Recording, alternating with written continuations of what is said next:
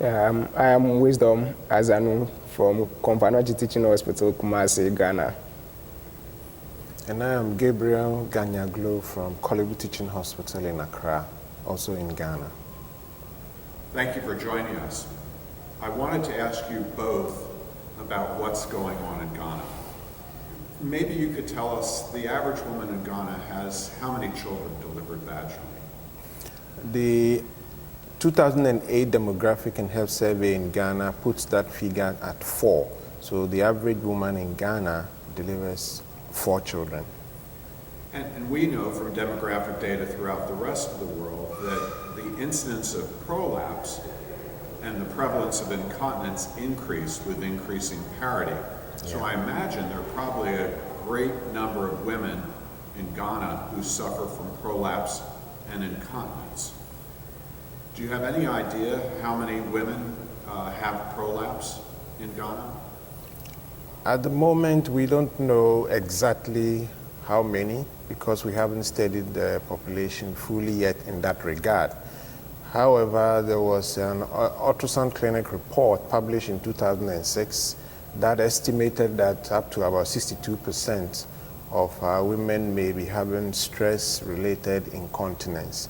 The prevalence in terms of pelvic floor disease and uterine prolapse is yet to be studied, which is one good opportunity for the kind of program we have, the fellowship program we have now, to begin to look into that as well. Wisdom, before the FIUGA and the Royal College of Physicians and Surgeons in Ghana started to coordinate their activities, what were you doing to treat these women with urinary incontinence and pelvic floor prolapse? Well, I must say that at the level of the fellows, not much was being done by our faculty, especially knowing very well that we didn't have much of the expertise in managing them. Can say for sure that we're not really looking out for them. So even though they may have the problems, we're not doing much to help them.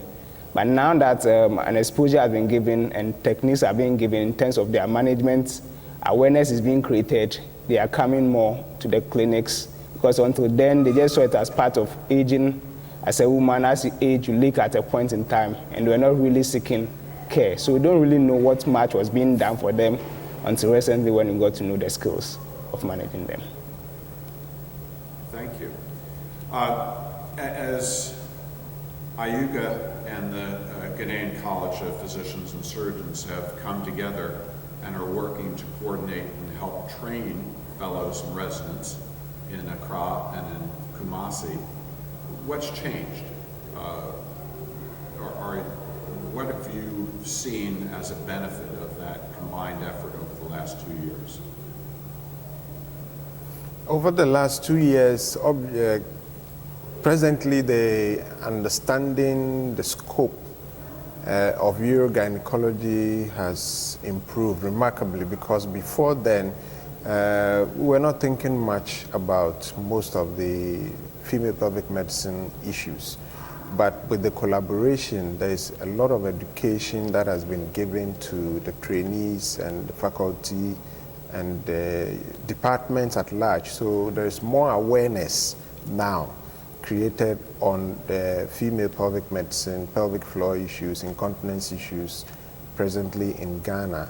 And with the visits of the faculties, there is a lot of skill impartation to all the trainees and the faculties as well. So currently you find that there's a drive towards actively looking for women who may be suffering from such problems. And so we are better able to serve the women of Ghana with pelvic floor issues and incontinence issues. And so a lot has been achieved. We can't quantify all in tangible terms, but there's a lot of awareness now on pelvic floor issues in Ghana. Gabriel, you're about to finish your training in the near future. Yes. What do you plan to do with your education in urogynecology and reconstructive pelvic surgery? If I will echo the feelings of the Ghana College and the departments of obstetrics and gynecology, their aim is for us to begin to train a lot more doctors to teach pelvic floor medicine issues to residents and to also upscale the capacity of the country to serve our women with these problems. It's always been on the drawing board that we make our teaching hospitals centers of excellence for pelvic medicine in the West African sub-region. So there's a lot for us to do in trying to teach and expand the new skills for pelvic medicine services in Ghana and in West Africa. Wisdom, with your education and working along with Gabriel and the rest of the physicians in training, as well as with Dr. Lassie, what do you see happening in Ghana 5 years from now with this continued collaboration between the FIUGA and the Ghanaian College of Physicians and Surgeons to train people in urogynecology and female pelvic reconstructive surgery? Thank you very much. I must say that I see a lot happening, because even right from the time we had our first faculty coming in, practice coming, people thought, especially our colleagues in the department, mentioned urogynecology, and they thought it was just fistula work, because that's what all our faculty was doing. When he came and gave us this position, we realized that there are several other things we could do. People are now interested. A lot of our younger colleagues want to come into urogynecology. Prior to that, they didn't want to, because they thought it was just something work, and for poor patients. So now a lot is going to happen. We are going to, well, for those of us who are pioneers, we're going to get the skills, help the patient the more, generate the interest in our younger colleagues who want to join us. We'll train them, and then we expand, create awareness, so that probably patients who are far away, who hitherto thought, was just part of being a woman. All the problems they had, they didn't even know that there was a cure. We'll get to know. They'll come to the hospitals, they'll come to the various outreach centers that we'll be having, and we are going to help the patient, treat them a lot.